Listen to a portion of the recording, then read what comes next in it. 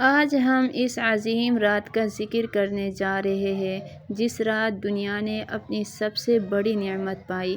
وہ رات جب ہمارے آقا نبی کریم صلی اللہ علیہ وسلم دنیا میں تشریف لائے۔ بی بی آمنہ کی شادی کم عمری میں ہی ہو گئی تھی، لیکن ان کی خوشی زیادہ عرصہ برقرار نہ رہ سکی اور انہیں بیوگی کا صدمہ سہنا پڑا۔ ان کا غم بہت گہرا اور شدید تھا۔ حوصلے کے ساتھ اپنے خاوند کی جدائی کا صدمہ سہتے سہتے وہ ہر ممکن کوشش کر رہی تھی کہ وہ اس عظیم غم کو برداشت کر سکے۔ اس وقت وہ امید سے تھی۔ ایک رات اپنے گھر میں محو خواب آمنہ اچانک اٹھ بیٹھے۔ انہیں محسوس ہوا کہ ان کا نام پکارا جا رہا تھا۔ انہوں نے آنکھیں کھولے تو محسوس ہوا کہ خوابگاہ میں کوئی موجود ہے۔ نور سے بنی کوئی ہستی ان کے کمرے میں تھی۔ وہ نور صحیح سے دکھائی نہیں دے رہا تھا۔ نور کی یہ کرن بڑھتی گئی تو انہوں نے زیادہ غور سے اس میں جاننا شروع کر دیا۔ اس روشنی یا نور میں انہیں ایک شہر کی خدوخال دکھائی دیے۔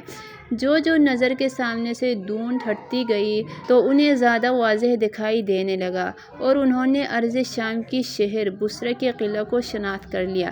پھر انہیں ایک آواز سنائی دی، تمہاری گود میں جو بچہ ہے وہ ان لوگوں کا سردار ہوگا، اور جب اس کی پیدائش ہو تو تم کہنا میں اسے اس کی حفاظت میں دیتی ہوں جو اسے شر اور حسد سے محفوظ رکھے گا، اور اس بچے کا نام محمد رکھنا۔ عین اسی وقت یہاں سے 280 میل شمال کی جانب واقع یثرب شہر میں ایک یہودی عالم ایک قلعے سے باہر نکلا اور بآواز بلند پکارنے لگا، اے اہل یہود، اے اہل یہود! لوگ باہر نکل آئے اور اس عالم سے پوچھنے لگے، کیا معاملہ ہے؟ آج کی رات آسمان پر وہ ستارہ نمودار ہو گیا جس کے ساتھ احمد نے اس دنیا میں آنا ہے۔ اس نے یہ جواب دیا، 22 اپریل 570 عیسوی پیر کا دن تھا۔ زبان زد خاص و عام ہونے والے ہاتھی والے واقعے سے 2 ماہ بعد آمنہ کے ہاں ایک لڑکے کی پیدائش ہوئی جس کا نام دی گئی بشارت کے مطابق محمد صلی اللہ علیہ وسلم طے پایا۔ عربی روایت کے مطابق ان کا پورا نام محمد ابن عبداللہ یعنی عبداللہ کے بیٹے محمد رکھا گیا۔ آمنہ نے یہ خبر اپنے سسر کو بھجوائی تو وہ خوشی سے نہال اسی وقت بچے کو دیکھنے چلے آئے۔ بچے کو اپنے بازو میں اٹھا کر دادا اسے محبت سے مسحور ہو کر دیکھ رہے تھے۔ اس وقت ملے جلے جذبات ان پر حاوی تھے، ایک طرف اپنے پوتے کی خوشی تو ساتھ ہی ساتھ کھوئے ہوئے بیٹے کی یاد بھی دل میں آ رہی تھی۔ آمنہ نے کہا، میں نے اس کا نام محمد رکھا ہے اس لیے کہ مجھے بشارت ملی تھی۔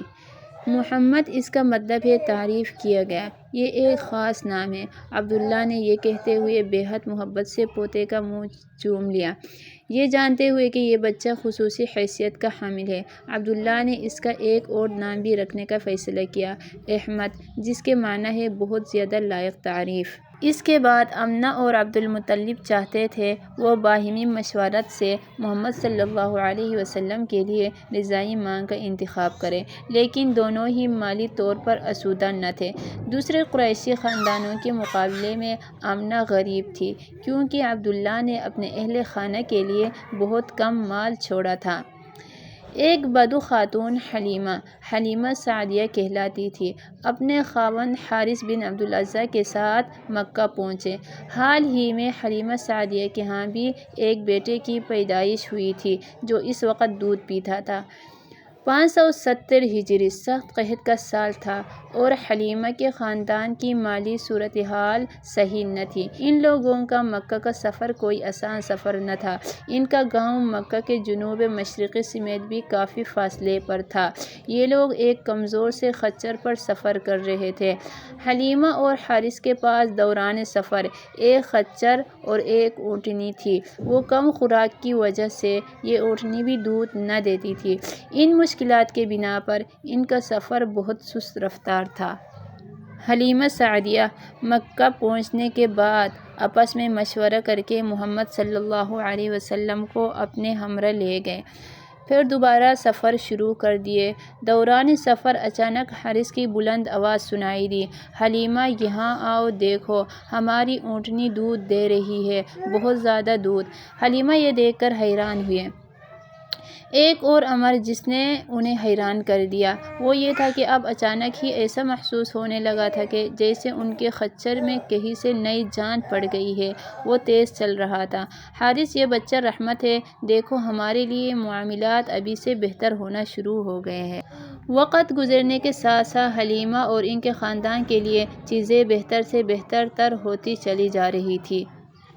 یہ وہ مبارک رات تھی جس نے دنیا کی تقدیر بدل دی۔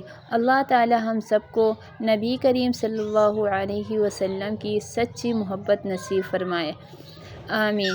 اگر آپ کو نبی صلی اللہ علیہ وسلم سے محبت ہے تو اس ویڈیو کو ضرور شیئر کریں اور درود شریف پڑھیں۔ اللہم صلی علی محمد۔